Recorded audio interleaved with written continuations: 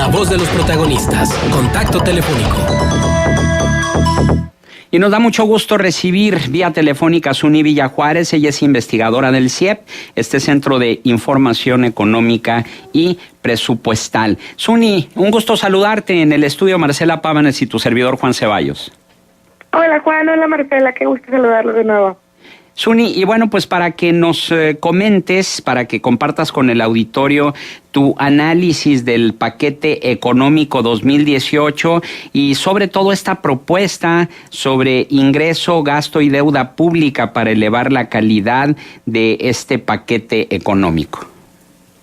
Claro, Juan. Mira, nosotros desde el Centro de Investigación Económica y Presupuestaria, a los últimos, al menos de 2013 hacia acá, nos hemos dado la tarea de presentar para la sociedad civil, para todos aquellos interesados en el análisis del paquete económico, un documento que presentamos al menos 48 horas después de haber recibido el paquete económico.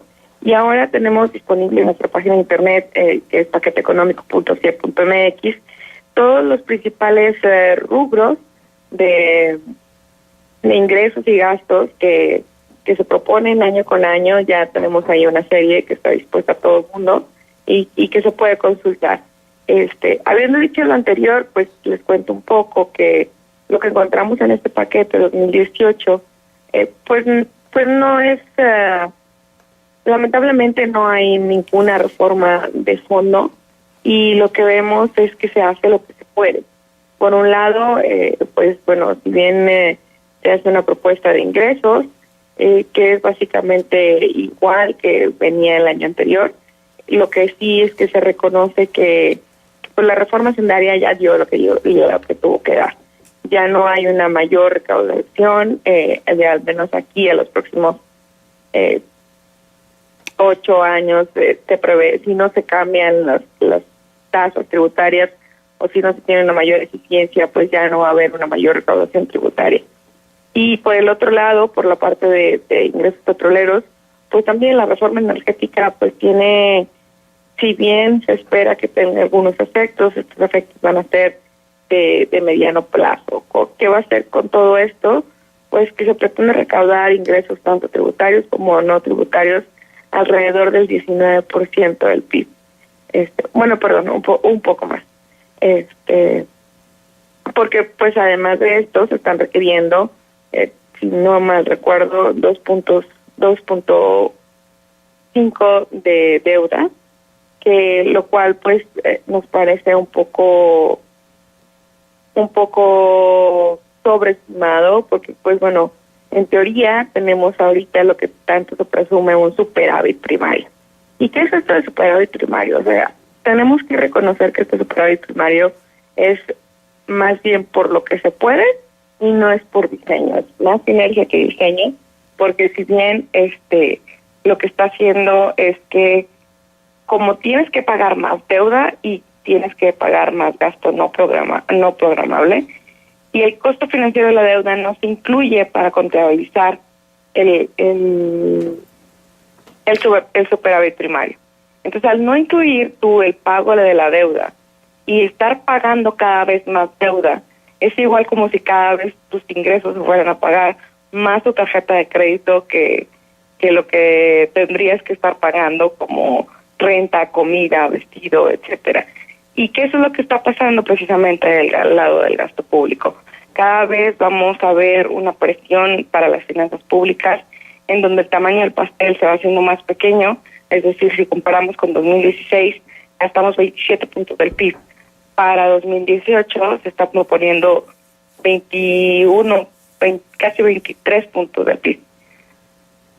Entonces, esto es una reducción importante. Claro. Pero esta reducción va a afectar principalmente a la provisión de bienes y servicios, lo cual nos parece bastante grave porque hay gastos que están comprometidos, es decir, la proporción que se va para el pago de energía, la proporción que se va para el pago de pensiones, la proporción que se va para el pago de deuda, pues estas proporciones cada vez van en aumento y lo que se va haciendo más chico es el tamaño del presupuesto que se va a proveer de bienes y servicios a toda la población. Sí, esto refleja que la prioridad de este paquete económico, como tú lo señalabas, es pagar la deuda sobre lo importante y lo que es también el saldo de pensiones y de las participaciones a los estados. De acuerdo con la propuesta que que van a exponer, que van a presentar al Congreso de la Unión estos organismos, entre los que está el Centro de Investigación Económica y Presupuestaria, ¿cuál sería la fórmula que ustedes consideran para poder revertir esta tendencia de lo que son las prioridades del gobierno y que no necesariamente son las prioridades de la ciudadanía?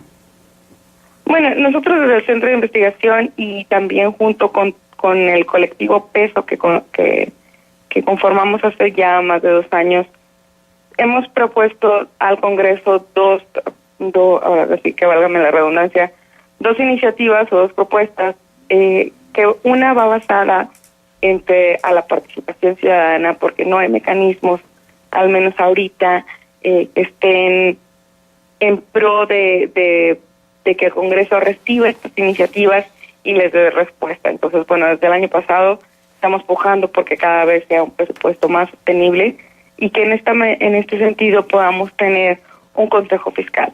¿Por qué queremos un consejo fiscal? Porque creemos que es muy importante que empezamos a ver proyecciones de largo plazo. ¿Por qué es necesario esto? Pues bueno, como bien lo saben ahorita, ya estamos en un proceso en donde se acaba de aprobar, al menos en Cámara de Diputados, una ley de ingresos en donde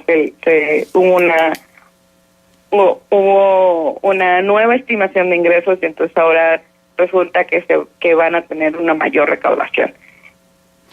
Nos parece muy delicado cuáles son las bases en las que se hacen estas estimaciones.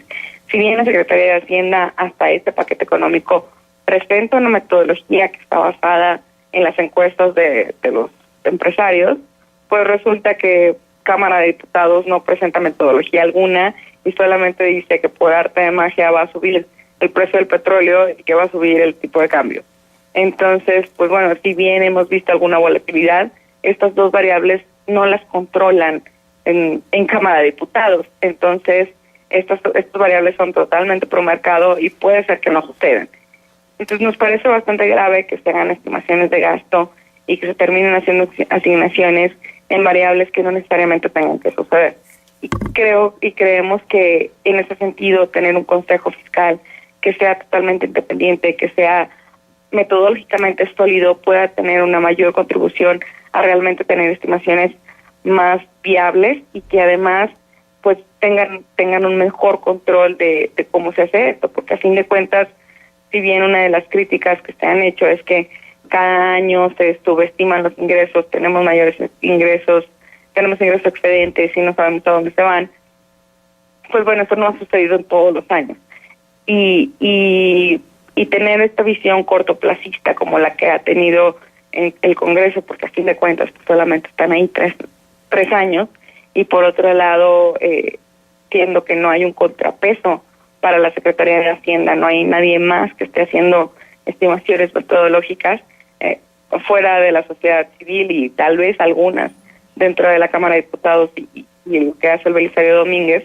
Sin embargo, estas no terminan siendo realmente tomadas en cuenta al momento de tener este cambio dentro de las asignaciones presupuestarias. Estamos charlando con Suni Villajuárez, investigadora del Centro de Investigación Económica y Presupuestaria. Suni, sin embargo, ¿qué esperanzas hay, qué esperanzas podemos tener los mexicanos de que el gobierno federal, la Secretaría de Hacienda, el Congreso de la Unión tomen en consideración estas propuestas que hacen todos estos organismos de la sociedad civil, estas organizaciones cívicas como son México Evalúa, el centro al que tú perteneces, el Centro de Estudios Espinosa Iglesias, Borde Político, el IMCO, el IMEF y GESOC, de que encuentren eco, porque hemos visto que año con año hay propuestas y propuestas de la sociedad civil organizada, pero pues no se toman en consideración por parte del gobierno. ¿Qué opinión te merece? Creo que es un trabajo de una democracia relativamente joven. Tenemos que reconocer que, bueno, sí, ya, si lo ponemos en años, pues tal vez ya llevamos 20 años intentando aprender cómo discutir el presupuesto. Pero más allá, pues también es que una democracia se construye en la medida que tengamos una sociedad mejor informada y más participativa. Entonces, tenemos que entender que ya estamos en épocas de elecciones, lo cual es bastante grave por todo lo que ha pasado de los desastres naturales y las medidas que se piensan tomar. Eso es por un lado, pero también en la medida que toda la sociedad, y no se trata solamente de la sociedad civil, y eso es parte del trabajo que tiene CIEP, de proveer mejor información a todo aquel que está interesado, que esperamos que más gente esté interesada, porque a fin de cuentas es su dinero y por lo tanto pues tendrían que tener algún peso para poder reclamar a su gobierno. Y en esta medida también tenemos que, como sociedad, reconocer que no solamente es trabajo del gobierno federal y no solamente es el presidente quien se hace responsable de todo esto, ¿no? Sino que en las siguientes elecciones, si son elecciones para presidente municipal, pues si son para elecciones estatales o si bien a la misma presidencia, pues cada uno tiene diferentes obligaciones que cumplir con los ciudadanos. Entonces, cada propuesta que se hace tendría que tener un espacio dentro del presupuesto. Entonces, si alguien viene con una propuesta de un salario rosa y que les van a dar tarjetas a las amas de casa y todo el mundo vota por él, pues la primera pregunta de los ciudadanos debería de ser, ¿y de dónde van a sacar ese dinero, verdad? Por supuesto. Creo que en la medida que construyamos este tipo de criterios y que podamos castigar a través del voto, podemos tener unas mejores finanzas públicas que sean sostenibles a largo plazo, y más allá de eso, pues también que busquemos la inequidad intergeneracional. Ahora el tema de pensiones es muy grave porque pues hay una generación que está atrapada en medio y que si no resolvemos esto pronto puede ser que resulte perdida. Suni, buenos días, te saluda Marcela Pámanes. Tengo dos cuestiones que me parecen importantes ponerlas sobre esta reflexión que hace sobre este paquete económico 2018. Uno tiene que ver con ustedes al revisarlo detectan que haya intenciones electorales en el diseño del paquete presupuestario. Eso es por una parte. Y por otra parte, 2018 es año electoral, obviamente. Y por otra parte, el manejo del precio del petróleo. He estado leyendo a ciertos analistas donde discuten mucho sobre cuál tendría que ser un precio razonable del petróleo, sobre todo dado los comportamientos de los últimos años en esta materia y lo que ha significado pues la baja en la mezcla mexicana para el país y que sin duda alguna nos ha comprometido mucho en cuestión presupuestaria y en cuestión de gasto económico. Entonces, me gustaría tu reflexión en torno a estos dos temas. Sí, debemos de conocer, Marcela, y aquí sí le aplaudo a la Secretaría de Hacienda y sobre todo a la unidad de evaluación, que en materia de transparencia presupuestaria, la verdad es que se ha avanzado mucho. Creo que eso es como uno de los grandes aportes que puede tener este gobierno, el hecho de proporcionar datos abiertos y demás. Creo que el paquete económico 2018 está muy bien escrito. Una vez que lo vuelves a leer, está bueno, tal vez ya le empiezas a encontrar algunas cositas por ahí, pero en verdad creo que la propuesta que se hizo inicialmente no estaba tan mal. El tema aquí, y bueno, siempre dijeron ahí, pues nunca le vas a dar gusto a todos, pero también es que creo que una vez que ocurrieron los desastres naturales, que son muy lamentables, se han estado tratando de poner recursos hacia la reconstrucción de las ciudades que fueron dadas, lo cual no es malo y ojalá se haga. El problema aquí es que va a ser una maravilla para los partidos políticos que estos recursos terminen llegando por ahí de marzo, cuando estén en plenas campañas, y entonces pues ya vamos a ver a quién les toca la reconstrucción. Creo que eso podría ser muy grave, y en la medida en que estos recursos puedan ser más transparentes, que para empezar podamos tener un padrón de beneficiarios único, que creo que es muy necesario para el país y que en este sentido podamos ser más eficientes, también pudiéramos evitar prácticas electoreras como las que hemos observado en los últimos periodos. Entonces, creo que esa es una parte muy importante y que como ciudadanos también debemos de poner de nuestra parte, porque, bueno, tanto para hacer corrupción se necesitan de dos lados, no solamente de uno. Entonces, lamentablemente hay predios por allá, por el sur de Oaxaca, que son, pues, es una familia y las 4 personas que viven ahí, cada uno pidió el apoyo para la reconstrucción. Pues hasta dónde está bien eso, pues no sabemos, ¿verdad? Porque ahí quedará a conciencia de quien también está haciendo ese tipo de prácticas. Eso es por un lado, por la parte electoral, y la otra parte que mencionabas del precio del petróleo. A ver, tenemos que olvidarnos de las épocas del gobierno de Vicente Fox, en donde teníamos precios del petróleo de $100, ¿no? Ahorita ya tenemos precios del petróleo que si bien nos va, llegan 48 y eso ya fue sobreestimado. Entonces creo que es responsabilidad también de nosotros que no podemos estar explotando recursos naturales que son no renovables. No podemos estar en la esperanza de que vamos a encontrar otro Cantarell. Creo que como país en vías de desarrollo, y si queremos llegar a ser un país desarrollado, tendremos que estar apostando por tener ingresos tal vez de otro tipo de fuentes. ¿Por qué no grabamos el capital, por ejemplo?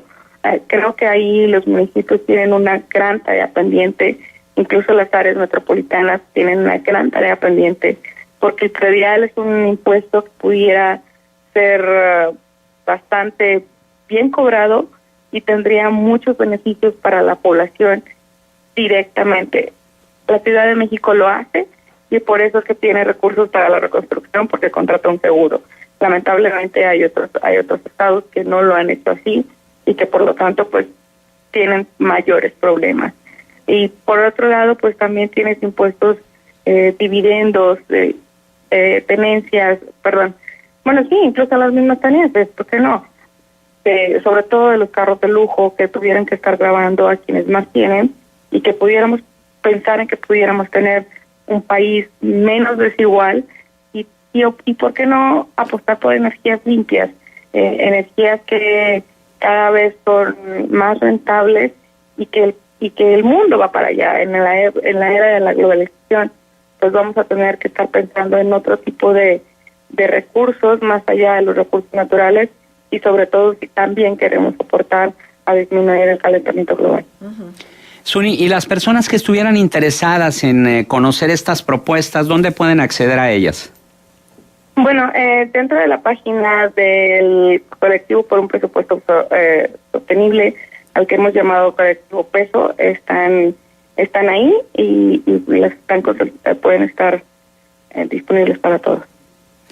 Muy bien, Suni Villa Juárez, investigadora del Centro de Investigación Económica y Presupuestaria. Nuestro agradecimiento, como siempre, por tu valiosa participación aquí en Contextos. Un gusto saludarlos. Buenos días.